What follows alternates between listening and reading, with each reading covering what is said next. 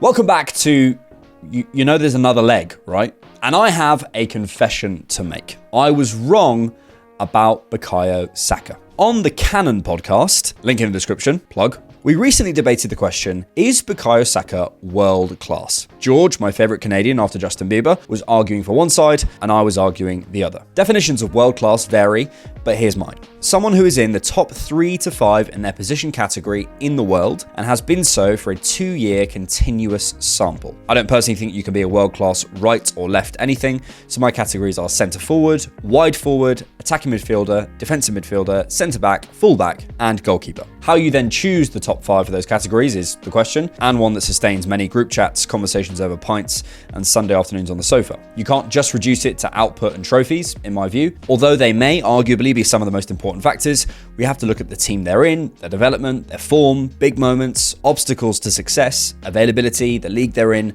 so on and so forth. For me, the phrase world class should hold weight. It should mean this player should arguably get into most teams in the world, if they are indeed world class. I said on February the 12th that Bukayo Saka was not world class, and I was wrong.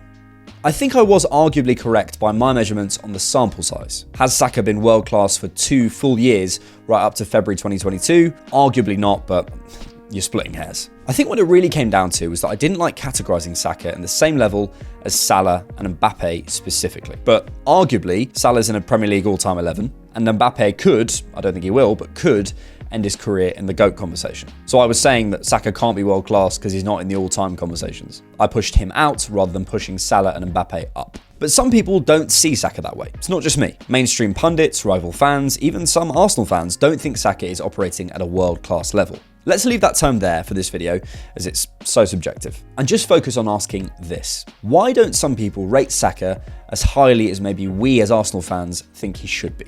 Why do some see him as a bona fide superstar in the conversation with the Haalands, Kanes, Salahs and De Bruynes of this world, and others a promising young player yet to prove his worth?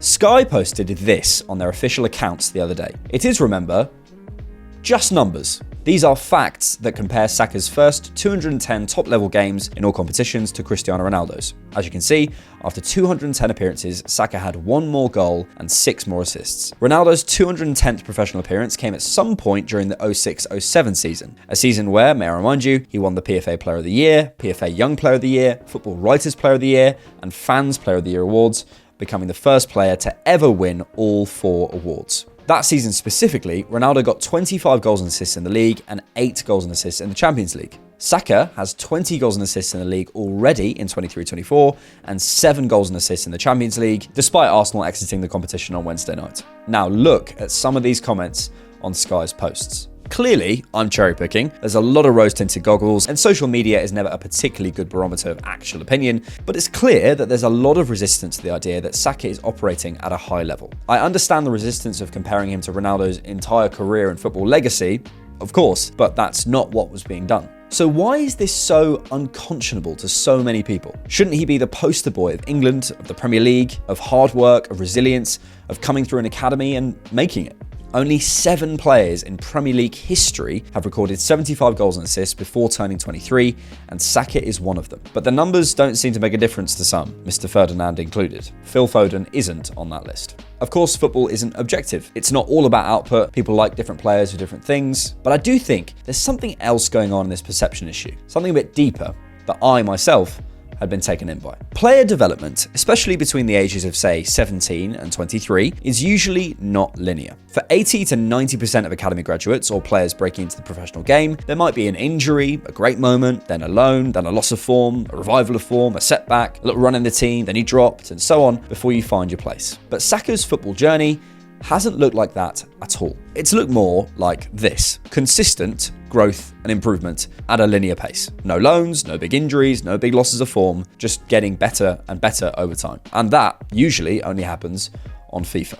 Now that's talent related too, of course. Saka isn't like other academy graduates, but it's true even for many of those who we consider as some of the best talents in the world. Look at Foden's career being eased in under Pep, Odegaard's explosion, then years of question marks, De Bruyne and Salah at Chelsea, then having to lead the league, periods where despite the talent, there were big question marks. Pick 99% of the top players in the Premier League and elsewhere, at some point they will have had big developmental stumbling blocks. But Saka has scored more goals and got more assists every single year, become more important year on year, had more and more big moments year on year, become more relied upon year on year, and he's also ridiculously available, which isn't always common. He missed one game last season, a Euro qualifier against Italy with thigh problems. The year before, he missed 0.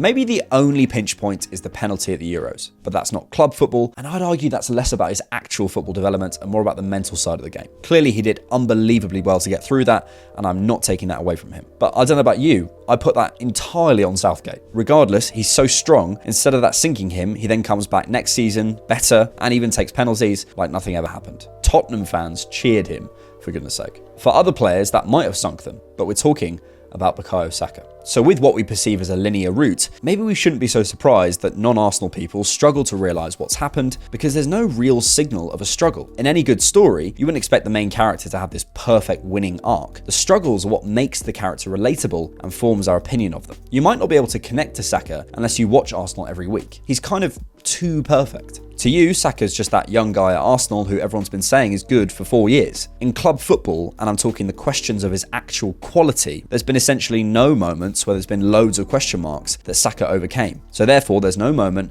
where everyone sat up and paid attention to his development en masse, like we may have done when Haaland came into the league and answered questions, or when Van Dijk proved the doubters wrong about his price tag. And I think all of that means he gets underrated. Imagine the difference in perception for Saka if he'd signed for Arsenal from somewhere else. Maybe struggled at first, gone away on loan, then came back and put up the numbers he has this season. He'd easily be considered, undoubted, one of the best players in the Premier League. Yet the doubters persist. People love those stories because they see themselves in them. And it's kind of a blessing and a curse for Saka that he's navigated his football development so smoothly. And by the way, I want to be very clear. I'm not suggesting Saka hasn't had any challenges. He absolutely has. The important part is what the outside perceives. Because he's so good and so mentally strong, he doesn't look like he's struggling. And that's the point. He probably was a bit inconsistent at points, but we were so bad that it covered it up. There's also something else that I think doesn't help. His play style and Mikel's football. We, as Arsenal fans, know Saka's qualities go beyond output, because the things he does in and out of possession can't always be quantified on match of the day, where output will always be king. He isn't the fastest player in the world who runs the length of the pitch, or indeed in a team that asks him to do that, and he doesn't regularly do things that get put on highlight packages everywhere. He's so effective, but that isn't always seen. The gravity he has, pulling 2 or 3 players towards him at all times, his ability to take his man on the outside or inside, and the options that gives. The fact is the highest ranking in the league for progressive passes received by a mile, making him arguably the most reliable wide receiver in world football, as well as being in the top 5 for progressive carries in the league as well, meaning he's crucial in getting Arsenal forward and remaining there. The fact he's in the top 10 for shot creating actions per 90 in the league, above Trent, his defensive work rate, and the fact he's above basically all of his wing counterparts who he already has a higher output than, for tackles in the defensive third per 90, including the likes of Salah, Rashford, Bernardo, Grealish, Doku, and so on. The fact he so often is the one that breaks games open.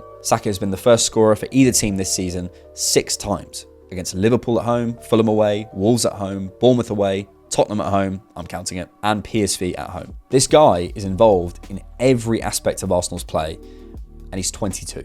But it isn't always flashy moments like that goal against Nottingham Forest on the opening day. If you only watch Arsenal when they're on Match of the Day, or when they're playing your team, or on Super Sunday, how would you know? How would you know his importance to how we play, how we press, how we think as a team? And crucially, what gets people off their seats? What makes someone think that a player is brilliant? Individual moments. And though Saka has them, that is not how Mikel encourages him to play at all. The Ronaldo comparison will have irked people because they'll remember all the brilliant individual moments Ronaldo produced, but that was encouraged by the football at the time under Sir Alex Ferguson. The other day on Stick to Football, I was struck by a conversation Neville and Keane had talking about the lack of detail that Ferguson went into around tactics. Little tweaks here and there, but very simple principles around one fullback going while one stays, one midfielder going, one stays, and so on. A lot, by their own admission, was left up to the individual, which explains so much about football discourse nowadays, but that's another video.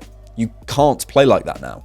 The game's changed. But Saka is putting up the same numbers as Ronaldo while having a far more detailed and less individual systemic position, by the mainstream's own admission. And he isn't, according to some of them, world class. To be fair, I said that as well.